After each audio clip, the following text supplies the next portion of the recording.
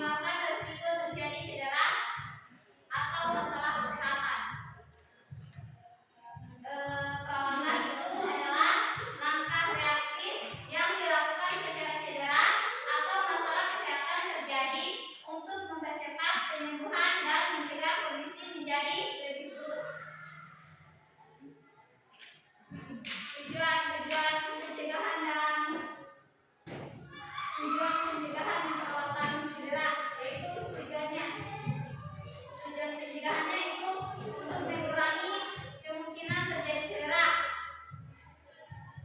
seperti kayak cedera olahraga, kesleo, gitu. Menjaga performa tubuh agar optimal, mengurangi dampak cedera jika terjadi.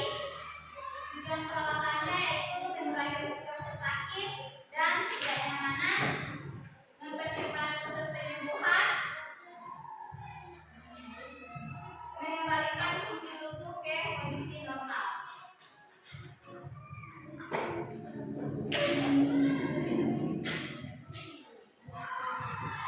Langkah-langkah proaktif untuk mengurangi risiko cedera, yaitu pemanasan atau pendinginan.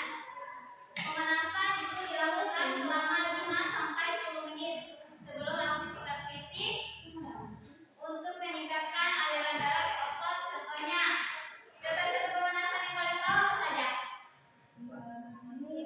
Apa?